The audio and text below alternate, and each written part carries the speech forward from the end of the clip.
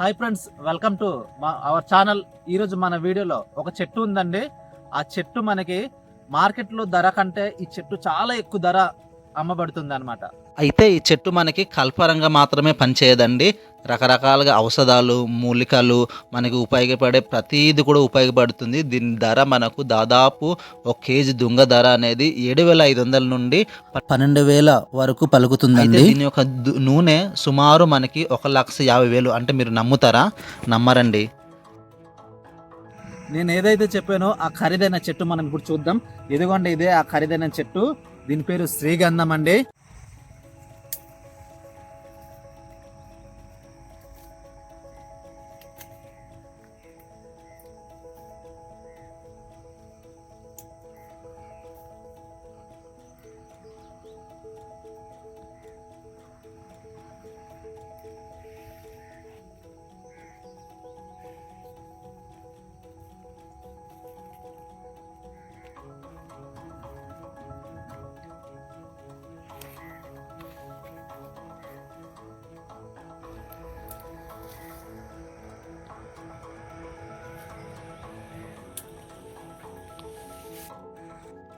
ఈ చిన్న చెట్టు కనిపిస్తుంది కదండి, చూడండి. ఈ చిన్న మొక్క ఇది శ్రీగంధం మొక్క అండి. దీని వయసు మనం తక్కువ అనుకుంటాం, కానీ దాదాపు దీని 3 సంవత్సరాలు. చూడండి, 3 సంవత్సరాలకి ఇంత ఎదిగింది. అయితే ఇది మనకు 20 సంవత్సరం వరకు వెయిట్ చేయాలి. ఎందుకంటే దీని జీవితకాలం 20 నుంచి 25 సంవత్సరాలు అండి. అయితే 20 సంవత్సరం ఏదైతే దగ్గర ఉందో దాని యొక్క ఖరీదు అనేది మనకి ఒక దుంగ ఖరీదు అనేది దాదాపు ₹1,00,000 పలుకుతుందండి. అది 20 సంవత్సరం దాటితే దీని ఖరీదు అనేది మనకు దానికన్నా ఎక్కువ, అంటే 5 లక్షల నుండి దాదాపు 30 లక్షల వరకు పలుకుతుందండి. ఇది మన ఇండియన్ మార్కెట్ కన్నా అంతర్జాతీయ మార్కెట్లో దీని ధర ఎక్కువ అండి. అయితే దీని యొక్క దుంగ యొక్క కేజీ విలువ దాదాపు 5,000-12,000 వరకు దీని ధర పలుకుతుంది.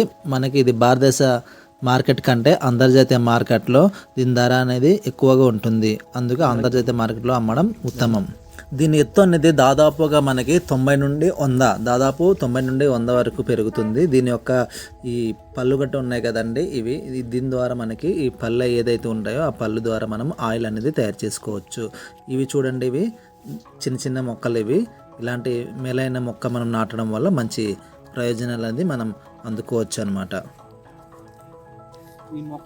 ఈ మొక్క అయితే మనకు అడవి ప్రాంతంలో కన్నా మైదాన ప్రాంతంలో బాగా ఎక్కువ పెరుగుతుంది. మైదాన ప్రాంతం అయితే 1 ఎకరానికి దాదాపు 300 నుంచి 350 వరకు చెట్టు పెంచుకోవచ్చు. అయితే దీనికి ఎరువులు అంటే ఎక్కువ అవసరం లేదు. మొక్కలు నాటేటప్పుడు మాత్రమే పశువుల పేడ వేస్తే సరిపోద్ది. దాంతోపాటు ఎదగడానికి ఊరి వేసినా సరిపోద్ది అనమాట. అది చాలు. అయితే చూడండి, ఈ మొక్కకి దాదాపు మనకి ఎన్ని మీటర్ దూరం వేయాలంటే దాదాపుగా ఒక 12 అడుగులు దూరం వేయాలి. 12 అడుగులు దూరం వేస్తే ఇది బాగా పెరుగుతుంది. ఎందుకంటే ఈ మధ్యలో మనం అంతర పంట వేయాల్సి ఉంటుంది. ఇక్కడ చూసారా, ఇక్కడ మనం దాదాపుగా ఒక మొక్కకి మొక్క అనేది మనం 12 అడుగులు వేస్తే బాగా పెరుగుతుంది. దాని ద్వారా మనకి కలప అనేది బాగా వస్తుంది. దీని యొక్క చెట్టు యొక్క సేవ కూడా మనకి బాగా వస్తుంది. చూడండి, ఇక్కడ ఈ మొక్కకి దగ్గర వేశారు. దీనివల్ల మనకి ఈ గ్రోత్ అనేది మనకి పెరగదు. చూస్తున్నారు కదా.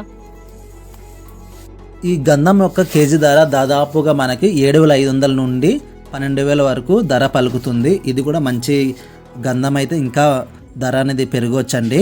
10 సంవత్సరం మనం పెంచి దాన్ని కట్ చేసిన దుక్కలు అయితే మనకి ఇండియా మార్కెట్లో అయితే దాదాపు 10,000 నుంచి 25,000 వరకు పలకగా, అదే అంతర్జాతీయ మార్కెట్లో దాని ధర అనేది దాదాపుగా మనకి 35,000 నుండి 50,000 వరకు పలుకొచ్చండి. అయితే మనకి ఇండియాలో ఉత్తర భారతదేశంలో ఇది ఎక్కడైనా పెరుగుతుందండి. అయితే మనకి ఈ ఎర్రచందనం ఓన్లీ మనకి దక్షిణ భారతదేశంలో మాత్రం పెరుగుతుంది. ఇదైతే ఉత్తర భారతదేశంలో మనకి ఏ ప్రదేశంలో నాటినా మనకి సులభంగా పెరగవచ్చు. మనం రైతులు కూడా ఎక్కువ దిగుబడి కూడా చేయవచ్చు. అయితే ఈ శ్రీగంధం మనకు చెక్కల రూపంలో కానీ తర్వాత ఫర్నిచర్ రూపంలో ఉపయోగపడుతుంది.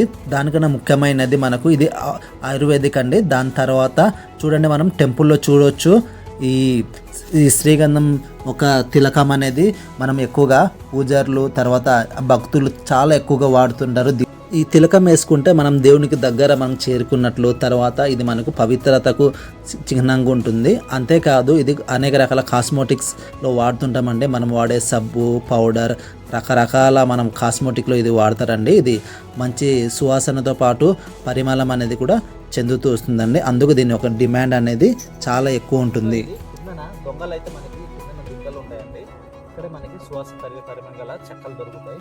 దాదాపు ఇది మనకి పెద్దదైతే ఇది 2 రకాలుగా ఉపయోగపడుతుంది. ఇది మనకి ఫర్నిచర్ పరంగా, తర్వాత ఏమో కిందన ఏదైతే ఆ దుక్క ఉంటుందో అది దాదాపు మనకి కేజీ గట్ట 12,000 పలుకుతుందండి. ఇప్పుడు మనం దీన్ని నాటే విధానం చూద్దాం. మొదటగా మనం 1 మీటర్ వరకు గోతిని తవ్వి అది వారం వరకు ఆ గోతిని అలాగే ఉంచేయాలి. ఎందుకంటే అలా గోతిని అలా ఉంచడం వల్ల ఎక్కడైతే మనకు వేర్లు ఉంటాయో ఆ వేర్లో ఉన్న పురుగులు, తినే పురుగులు అనేవి చచ్చిపోవడానికి కారణం చేస్తుంది. అట్లా ఉంచిన తర్వాత ఆ మట్టిని ఇది కిందన పెట్టిన తర్వాత మొక్కని కిందన పెట్టి మనం అదే మట్టితో కప్పివేయాల్సి ఉంటుంది. అలా పెట్టడం వల్ల మనకి ఏదైతే వేర్లలో ఉన్న పురుగులన్నీ చచ్చిపోయి మనకి మొక్క అనేది బాగా వెదుగుతుందండి. తర్వాత మనకి ఈ విధంగా కనిపిస్తుంది. ఈ మొక్క యొక్క ఇంకొక ముఖ్యమైన విషయం ఏంటంటే ఈ తనంత తాను నీరు కానీ దానికి కావాల్సిన పోషక పదార్థాన్ని తీసుకోదండి. దాని పక్కన ఏదైనా మొక్క ఉంటే దాని యొక్క వేర్లని ఇది దగ్గర అతుక్కొని ఆ మొక్క ఏదైతే వేర్లు ఉందో ఆ వేర్లోనే తనకు కావాల్సిన ఆహార పదార్థాలన్నీ నీళ్ళన్నీ లాగేసుకుంటుందండి. అందుకు దీనికి అంతర పంట అనేది వేయాల్సి ఉంటుంది. అయితే మనం ఇది పెంచుకోవడం కాదండి, దీన్ని జాగ్రత్తగా కూడా చూసుకోవాలి. మనం ఏంటంటే బయట ఇలా పెంచుకున్నప్పుడు దానికి కాపలా కాయకపోతే దొంగలు చాలా ఎక్కువ మంది ఉన్నారండి. ఎందుకంటే వాళ్ళకి దొంగతనం అనేది వాళ్ళకి ఫ్రీగా వస్తుంది కదండి. ఆ ఫ్రీగా రావడం వల్ల ఇది మనకి దీని సరైన వయస్సు అంటే 20 సంవత్సరాలు దాటకుండానే ఒక 5-6 సంవత్సరాల్లో దీన్ని కట్ చేసి తక్కువగా చీప్గా అమ్మేస్తున్నారండి. ఇది నేనైతే ప్రభుత్వంకు నేను కోరుకుంటున్నాను, ఇలాంటి దొంగతనం చేసే వారికి పట్టుకుని కఠినంగా శిక్షించాలని కూడా నేను కోరుకుంటున్నానండి.